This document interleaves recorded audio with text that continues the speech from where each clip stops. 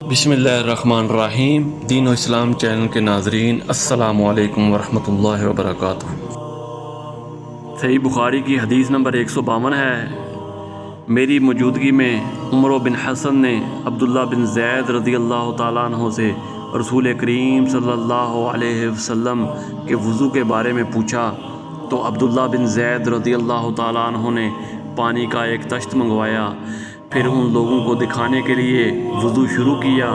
پہلے تشت سے اپنے ہاتھوں پر پانی گرایا، پھر انہیں 3 مرتبہ دھویا، پھر اپنا ہاتھ برتن کے اندر ڈالا، پھر کلی کی اور ناک میں پانی ڈال کر ناک صاف کی 3 چلوں سے 3 دفعہ، پھر اپنا ہاتھ برتن کے اندر ڈالا اور اپنے منہ کو 3 بار دھویا، پھر اپنا ہاتھ برتن کے اندر ڈالا اور دونوں ہاتھ کونیوں تک 2 بار دھوئے، پھر سر پر مسح کیا، اس طرح کہ پہلے آگے کی طرف اپنا ہاتھ لائے، پھر پیچھے کی طرف لے گئے، پھر برتن میں اپنا ہاتھ ڈالا اور اپنے دونوں پاؤں دھوئے۔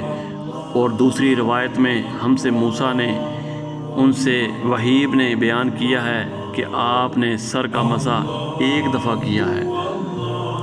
اسی طرح صحیح بخاری کی حدیث نمبر 193 ہے، رسول کریم صلی اللہ علیہ وسلم کے زمانے میں عورت اور مرد سب ایک ساتھ ایک ہی برتن سے وضو کیا کرتے تھے، یعنی وہ مرد اور عورتیں جو ایک دوسرے کے محرم ہوتے تھے۔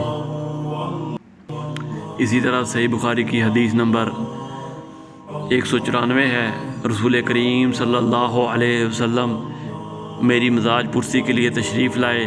میں بیمار تھا، ایسا کہ مجھے ہوش تک نہیں تھا۔ آپ صلی اللہ علیہ وسلم نے وضو کیا اور اپنے وضو کا پانی مجھ پر چھڑکا تو مجھے ہوش آ گیا۔ میں نے عرض کیا، یا رسول اللہ صلی اللہ علیہ وسلم، میرا وارث کون ہوگا؟ میرا تو صرف ایک کلالہ وارث ہے۔ اس پر آیت میراث نازل ہوئی۔ قرآن و حدیث کی تعلیمات کے لیے دین و اسلام چینل کو سبسکرائب کریں۔ جزاک اللہ خیر۔